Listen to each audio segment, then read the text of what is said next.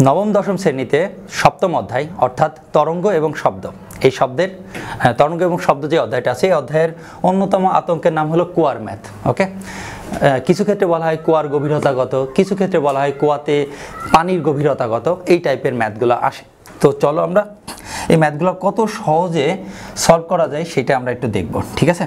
তো এখানে যেটা বলছে যে এই কুয়ার উপর থেকে 1 কেজি ভরের একটি বস্তুকে কুয়ার মধ্যে ফেলে দেওয়া হলো, আর বললো যে 4 সেকেন্ড পর, মানে কি একটা কুয়া আছে তার ভিতরে আমরা 1 কেজি ভরের কোনো একটা বস্তু ফেলে দিয়েছি উপর থেকে এবং ঘড়ি ধরেছি, ঘড়ি ধরার পরে 4 সেকেন্ড পরে আমরা শব্দটা শুনতে পেরেছি।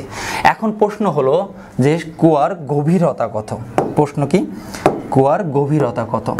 তো চলো কুয়ার গভীরতা আমরা মনে করে নিই যে এই কুয়ার যে গভীরতা এটা হলো কুয়ার গভীরতা, তাই না? কুয়ার গভীরতা, তো এই কুয়ার গভীরতাকে আমরা ধরে নিলাম 8 মিটার। কি মিটার? 8 মিটার। ওকে, কুয়ার গভীরতাকে ধরে নিলাম 8 মিটার। এখন এই 8 মিটারের মানটা আমাকে বের করতে হবে। একটু খেয়াল করো, এখান থেকে যখন আমরা 1 কেজি ভরের বস্তুটাকে আমরা এখান থেকে ফেলে দিলাম, মানে এই জায়গা থেকে এই পয়েন্ট থেকে আমরা 1 কেজি ভরের একটা বস্তুটাকে ফেলে দিয়েছি, এই বস্তুটা কি করছে?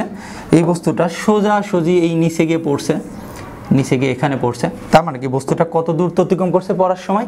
8 মিটার। কত মিটার? 8 মিটার দূরত্ব অতিক্রম করছে। এবার বস্তুটা যখন এখানে এসে পড়লো, বস্তুটা যখন এখানে এসে পড়লো, পড়ার পরে এখানে আঘাত হয়েছে, আঘাত হওয়ার কারণে একটা শব্দ তৈরি হয়েছে। ওকে, সেই শব্দটা কি করছে? এখান থেকে উপরের দিকে আসছে, তাই না?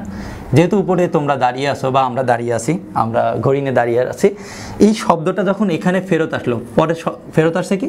শব্দ। তাহলে পড়ার সময় পড়ছে কিন্তু বস্তু, পড়ার সময় পড়ছে কি? বস্তু। আর আসার সময় আসছে কি? উপরে ওঠার সময় কি আসছে? শব্দ। কি আসছে? শব্দ।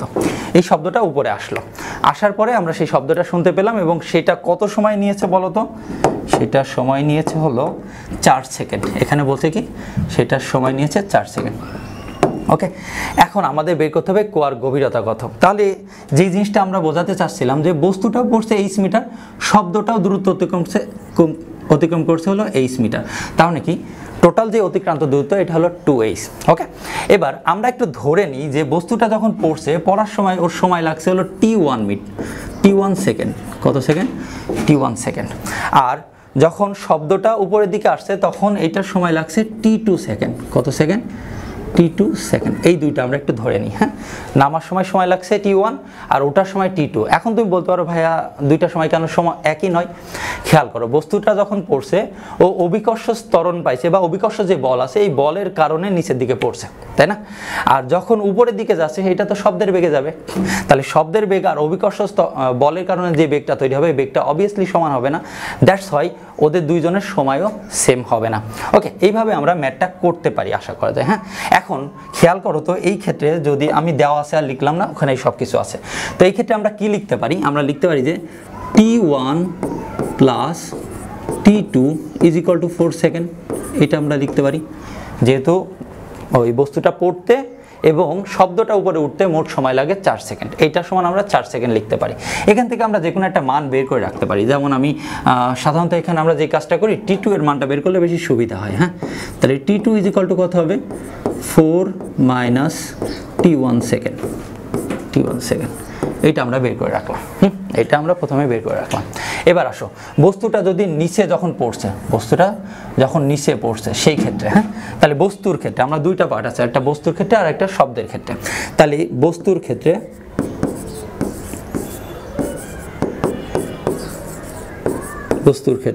কি কি দেওয়া আছে আরেকবার আমরা এখানে লিখে দিই। মনে করলাম দূরত্ব, যেই দূরত্বটা অতিক্রম করে এটাই তো কুয়ার গভীরতা, তাহলে সেই দূরত্বটার মান আমরা ধরছি হলো, দূরত্বের মান ধরছি হলো 8 মিটার। কি ধরছি? 8 মিটার বা গভীরতা বলতে পারো এটা। হ্যাঁ, এরপরে বলছি কি যে ওর যেই সময়টা আমরা লিখছি সময় t1 সেকেন্ড, সময় ধরছি কত? t1 second. আর যেহেতু উপর থেকে নিচে পড়ছে তার মানে অভিকর্ষ স্তরের মান পজিটিভ হবে, অর্থাৎ g ইজ ইকুয়াল টু কত হবে? 9.8 metre per second square, metre per second square. এই মানগুলো আমাদের আছে। এই ক্ষেত্রে আমরা এখন কার মান বের করবো? এই এইচের একটা ভ্যালু বের করবো, এইচের একটা ভ্যালু বের করার চেষ্টা করবো। সেখানে আমরা কি লিখতে পারি? আমরা লিখতে পারি, যেহেতু এটা সমত্বরণে পড়ছে সেক্ষেত্রে আমরা লিখতে পারি h is equal to u t plus half g t square, t এর ক্ষেত্রে আমরা T1টা দিয়ে দিই খালি, ওকে। এটা তাহলে ইউটি এর মান 0, যেহেতু মুক্তভাবে পড়ছিল তার মানে ইউ এর মান 0, সেক্ষেত্রে আমরা এখানে লিখতে পারি জি এর মান যদি আমরা 9.8 বসাই তাহলে সেক্ষেত্রে আমরা লিখতে পারি 4.9, ও এখানে স্কোয়ার হবে, ওকে, T1 স্কোয়ার। তাহলে এইচ ইজ ইকুয়াল টু কত হচ্ছে 4.9 T1 স্কোয়ার, ওকে। আমরা এটাকে একটু ছোট করে দিই, হ্যাঁ, সরি,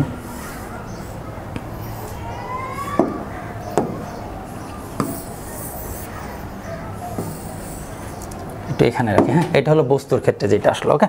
দ্বিতীয়টা একটু দেখি তো আমরা শব্দের ক্ষেত্রে, যখন শব্দ আকারে উপরে চলে আসছে তাহলে দ্বিতীয় ক্ষেত্রে আমরা কি লিখতে পারি,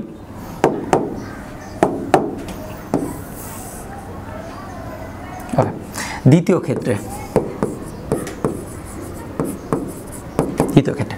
ক্ষেত্রে দূরত্বটাও এইচ, আমরা অলরেডি দেখছি নিচে থেকে উপরে যে দূরত্বটা এটা এইচ।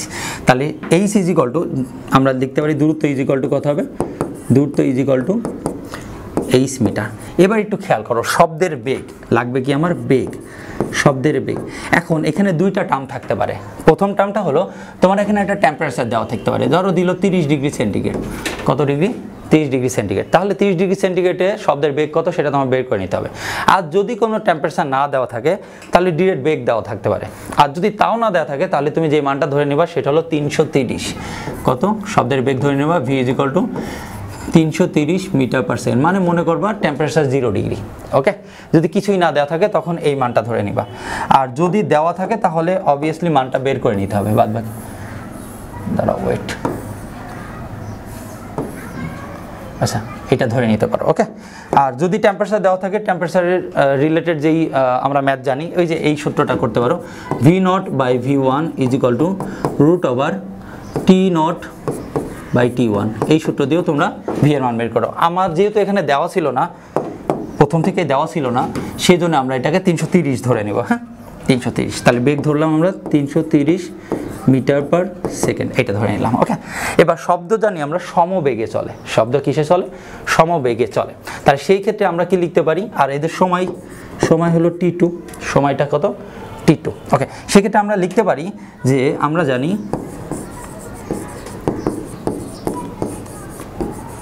জানি H is equal two V, এখানে লিখবো কি T2, ভি T2। তাহলে ভি এর মানটা একটু বসাই দিই, এখানে ভি এর মান কত 330, এখানে আমরা T2 বসাই দিলাম, ওকে। এবার দেখো তো দুইটা সমীকরণ পাইছি, যেই দুইটা সমীকরণ একটু খেয়াল করো, এটা হলো 1 নম্বর সমীকরণটা আর এটা হলো আমার 2 নম্বর সমীকরণ, এটা হলো আমার 2 নম্বর সমীকরণ। দুইটাই কিন্তু এইচ এর মান, দুইটা কিসের মান, এইচ এর মান। তাহলে এই এইচ এর মানটা যদি আমরা একে আর এক জায়গায় বসাই দিই তাহলে দুইটা সমীকরণ মিলে আমরা একটা মান পেতে পারি না, বলো,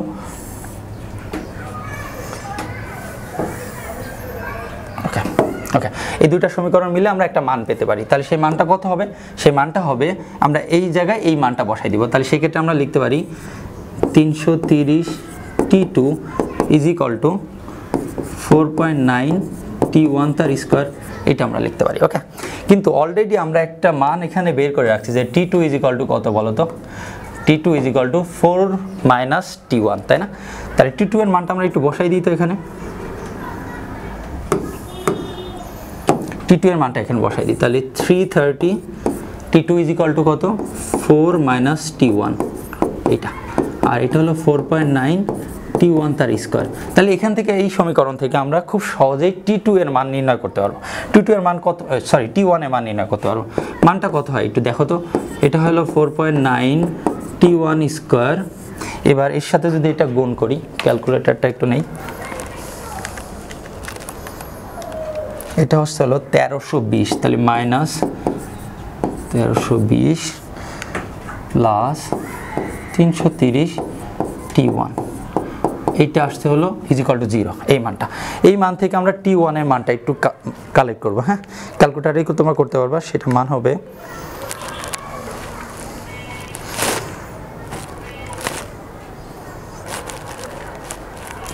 প্লাস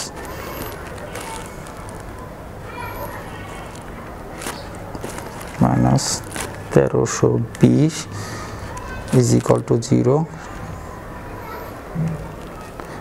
এখানে অ্যান্সার যেটা আসছে T1 ইজ ইকুয়াল টু আসছে 3.79 সেকেন্ড, 3.79 সেকেন্ড। তাহলে আমরা একটা T1 পেয়ে গেলাম। কি পেলাম এখানে? একটা T1 এর মান পেয়ে গেলাম। এই T1 এর মানটা যদি তুমি এই 1 নম্বরে বসাই দাও, খেয়াল করো তো, এই 1 নম্বরে বসাই দাও, তাহলে এইচ এর মান পেয়ে যাবে না? এইচ এর মান কত হয় দেখো তো। তাহলে H is equal two 4.9 into T1 তার স্কোয়ার। T1 এর মান কত? 3.79 তার স্কোয়ার। তাহলে 3.79 স্কোয়ার ইন্টু 4.9, এটা মান আসছে হলো 70.38 মিটার। অর্থাৎ এই এইচ দ্বারা আমরা কি বুঝলাম যে এটা হলো কার গভীরতা বলো তো? সরি, এটা কার গভীরতা বলো তো? এটা হলো কুয়ার গভীরতা। তাহলে আরেকবার একটু বোঝাই দিই জিনিসটা, যে আমরা যে বস্তুটা নিচে পেয়েছিলাম, আরেকটা জিনিস খেয়াল করো, তোমাকে কনফিউজ করার জন্য এখানে ওরা একটা ভর দেওয়া আছে। কি দেওয়া আছে? ভর। কারণ ভরের উপরে তো কোনো কিছুর বেগ নির্ধারণ করবে না, তাই না? অভিকর্ষ ত্বরণের মান সবসময় 9.8 থাকবে।